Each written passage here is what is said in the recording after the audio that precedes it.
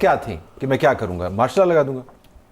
हर किस्म की जो भी आप सोच सकते हैं, यू आर ए पोलिटिकल मैं तो यही सोचता हूँ कि मार्शल लगा देंगे, इसके अलावा क्या मतलब उस नहीं वो ये तो थ्रेट सी ना, नाल वो सानू ही कोई थोड़ा सारा जो कि जी इंज कर लेने इंज कर, अच्छा ठीक है, हाँ। कि carrot and stick, carrot and stick, कभी कैरेट पकड़ा देंगे सन तो कभी स्टिक उदी भी जड़ा झलकी करा देंगे सन, नॉट नोइंग के he had, you know, he was at end of the road, at the end of the road, and उनको वो डिल्यूजनल बंदा हो जाता है, कट ऑफ फ्रॉम रियलिटी।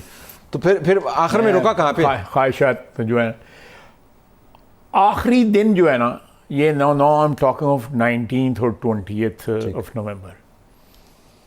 तो आखिरी दिन ये देखना, ये मैं अब इस दौरान जो है इन्होंने में ड्रॉप कर दिया नाम उनका कि फैज साहब का मैं नहीं परसू कर रहा, देखें हालांकि मेरा ख्याल वो परसू करना भी नहीं चाहते थे, लेकिन उन्होंने बार्गेनिंग जिपता है साढ़े तो सान चढ़ाता है।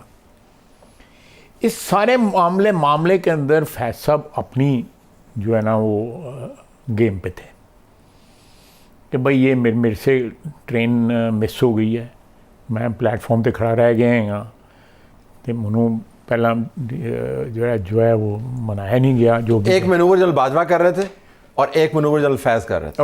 Bajwa, general Bajwa in my humble opinion had already abandoned him. ठीक, उनको अबैंडन कर चुके हो। ठीक,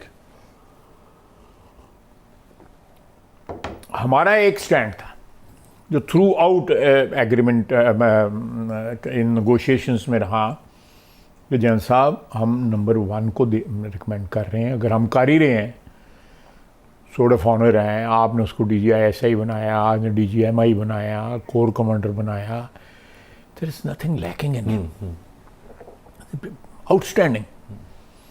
तो और नंबर 1 आपके हिसाब किताब से नंबर 1, तो ये आप व्हाई यू रेजिस्टिंग? वो कहने आउटस्टैंडिंग तो है, but I don't want to be the outgoing. या हाँ, वो आउटगोइंग नहीं बनना चाह रहे थे ना। कि ये नेगोशिएशन जो आपने लफ्ज़ इस्तेमाल किया, ये बातचीत, ये क्यों स्ट्रक्चर्ड थी या वैसे वज़ीर मिस्री इधरों पैगाम काल देता है, इधरों काल देता कि ये जो मैं बात बता रहा हूँ, हाँ, कि जनरल बाजवा के साथ, बाजवा के साथ नहीं, डायरेक्ट आप सब वसी तो गल्ला करने पे। I used to travel on helicopter and go to army house every night, क्योंकि TLP ने इतने करना नहीं था ऐसी, तो I could not travel by road. Speaker Punjab assembly Malik Ahmad Khan जा रहा है, वहाँ पे जा रहे हैं, शामी उत्थे पहुँच जाना है, तो 2-4 घंटे लाना है, आके मियाँ शहबाज शरीफ को रिपोर्ट देनी है कि यह सिचुएशन है, तो यह सिचुएशन है। उस तरह आपके सामने बैठ के I am just trying to understand कि ये बिल्कुल जो कह रहे हैं मैं समझ गया, क्या डिटेल है, मैं बिल्कुल समझ गया, तो जो कहने लगेगी। लास्ट डे तो मेरे अंदर मतलब कि 26 नहीं हाली आई, I am talking of 20th और 19th, यू नो, और मे बी 18th। मैं जनरल एजाज अहमद साहब को गया, मैं उनके ससुर जो है, आई वाज आस्क्ड तुसी उन्होंने जाके कहन बास करन, रेजिस्ट ना करे। We didn't want. ससुर कैसे क्या था? He was perhaps the most general सारी equation ਦੇ ਵਿੱਚ he was more important than Imran Khan, because both the gentlemen मरूने मिन्नत तो जनरल साहब दे जनरल एजाज दे सने। अच्छा, चीफ उन्होंने बनाया गया सी जनरल एजाज साहब ने। जनरल एजाज साहब दा अर्ली 80s ਦਾ ਤਲਕ ਹੈ ਮਿਆਂ ਨਵਾਜ਼ ਸ਼ਰੀਫ ਨਾਲ, when he was chief of staff of General Baig। मैं उदों ਦੀ ਗੱਲ ਕਰ रहा ਪਿਆ।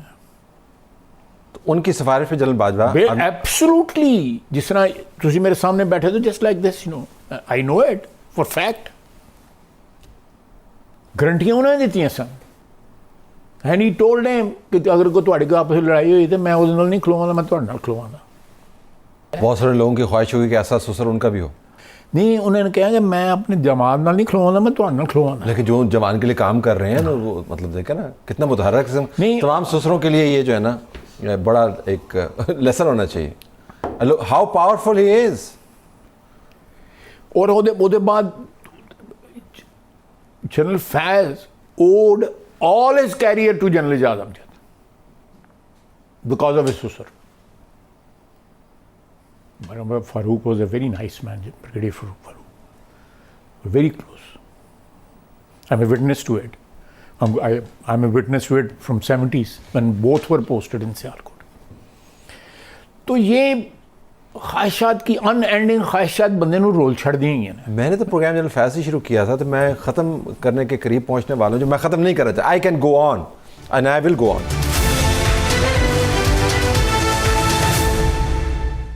वो आप जनरल बाजवा के ससुर पे आके हम खड़े हो गए। So I am just trying to understand कि सारी इक्वेशन के अंदर गड़बड़ घटाले में विलन है कौन और कितने विलन हैं। आप देखें कि इसमें जो रोल प्ले किया उसकी अपनी हिर्स थी इमरान खान ने। ही थॉट कि मेरी जो हिर्स जो है इन लोगों के ज़रिए जो है इक़्तिदार की जो है पूरी हो रही है। वो समझते थे कि हमें एक टूल मिल गया हुआ है जिसको हम मैनिपुलेट कर लेते हैं जिस वक्त मर्ज़ी चाहें। असम्बली में हाज़री कम करा दी है, ज़्यादा करा दी, कानून पास करवा दिए, ये करा दिया, वो करा दिया। अब आप देखें कि जब हमें टीटीपी के लिए जो दी गई ब्रीफिंग दी गई, तो मेन बंदा जिसने ये प्लीड किया था कि bringing them back to Pakistan, Taliban जो है तरीके तालिबान पाकिस्तान के लोग 4-5 हज़ार जो है उनको पाकिस्तान लाना जो है पाकिस्तान के लिए बहुत पाकिस्तान के फ़ायदे में बा। ये हमें ब्रीफिंग दी गई 3-4 घंटे 5 घंटे जारी रही ब्रीफिंग जो है। जनरल फैज़ ने दी, general Bajwa was sitting over there, Imran Khan was missing, he didn't come because he didn't want to sit with us, you know। लेकिन वो तो पॉलिसी डिसीजन होगा ना जी, फिर वो पॉलिसी डिसीजन था। लेकिन आप इससे अंदाज़ा लगाएं कि we must purge our politics and our country, top of our country from this sort of महल्लाती साजिशें जो पैलेस इंट्रीग्स हैं। If we want to survive as a nation, as an honorable nation, we must purge this thing। तो फिर ये उसके बाद जो है general फैज़ साहब ने जब देखा कि शहर बम्बोर ससिए बेखबरे लुटकते ही, तो उसके बाद उन्होंने जो है फिर दूसरी इंट्रीग शुरू कर दी कि ये जो आए हुए हैं इनको डिसलॉज किया जाए। वो post retirement that post retirement जो कल की उसमें जो आया है सेकंड, ठीक है, ये नंबर 2 आ गया, सीक्वल आ गया, ठीक है, दूसरा पैरा शुरू हो गया, सीक्वल आ गया। और उसमें वो क्या क्या कर सकते थे, क्योंकि मैंने कल भी प्रोग्राम में डिस्कस किया ख्वाहिश साहब कि ये सारे टारगेट जो है ना, I can you know, मैं गैस है लेकिन calculated intelligent you know gas है, ये सारे टारगेट वो उन्होंने दिए हुए थे। जिस तरह लोग आवाज़ें देते थे कि जी GHQ सारे चलो जी, कोर कमांडर के घर चलो जी, मियाँ वाले चलो जी, फलानी जगह चलो जी। तो आप ये फरमा रहे हैं कि 9 मई की target selection and planning, nerve centres जो थे वो उनको पता थे ना। ये वैसे मैं नाज़रीन की सहूलत के लिए भी जो मौजूदा क़यादत के 3 अहम तरीन लोग जो ऑपरेशन लेवल के ऊपर, जब मैंने उनसे बात की, उन्होंने कहा जी कि अगर पाकिस्तान की फ़ौज को भी आप कहें कि फेमिलियर तरीन टेरिटरी में 103 टारगेट्स को आप साइमल्टेनियसली स्ट्राइक करें तो हमें भी काफ़ी मुश्किल होगी। प्रोफेशनल आर्मी की बात कर रहा हूँ, जायका एक सीमिंगली डिसऑर्गेनाइज पार्टी जिसके लोग हैं, पर दे रीच दोज टारगेट्स। और आप देखें वहाँ पे ख्वातीन जो है लाहौर में जो है कोर कमांडर के घर के सामने जो है ना, इट वॉज किस तरह वो बैरियर उठाए गए और सारा कुछ चक्कर हुआ। इसका मतलब है कि general Faiz was you know at his best on that day या उससे पहले कि मैनिपुलेट जो है वो हो रहा था, सारा कुछ हो रहा था। तो अल्लाह ताला ने मेहरबानी की, बच गए उसने, otherwise it was a mutiny, बगावत थी, मुल्क के ख़िलाफ़ बगावत थी। आप जो मर्ज़ी कर लें, हम राइट हुए ना वहाँ पे ढाका में, किसी इंस्टीट्यूशनल बिल्डिंग को, किसी को पॉलिटिकल सिंबल्स को अटैक किया, वो हमेशा होते हैं, सारी दुनिया में होते हैं, ब्रिटेन में भी होते हैं। तो आपके ज़हन में एजुकेटेड गैस के हवाले से कोई अभाम नहीं है कि ये 9 मई बाहर से जनरल फैज़ और अंदर से घुस बैठिए and that was a attempt to incite mutiny? Yeah, absolutely. Which failed? Which collapsed. They fell on their face. और फिर इसमें इमरान खान का क्या रोल था? इमरान खान का रोल था ना, उसने जो 4-5 महीने जो है वो टिका रहा, कभी यहाँ पे कभी पार्क में और मुवाफिक माहौल में बनाना। हाँ, जो पॉलिटिकल फोमेंटिंग थी माहौल की जो है वो कर रहा था, और बाकी प्लानिंग जो और थी। ये मीडिया कैंपेन वगैरह है जो चलती रही, जो बहुत ही शदीद कैंपेन, जुल्फी बुखारी जैसे लोग जो हैं कभी बरतानिया की पार्लिमान में करवा रहे हैं, कभी ब्रसल्स जा रहे हैं, कभी ये इन्होंने जो डिवीजन ऑफ लेबर की हुई है कि जी आपने लंदन में ये करना है, बरतानिया में अपना यूएस में ये होना है, फलानी जगह ये होना है, लाहौर में ये होना है, कराची ये होना है, केपी में ये होना है। अब खामोशी है ना 2 दिन से, कल से बोला नहीं अभी तक कोई भी।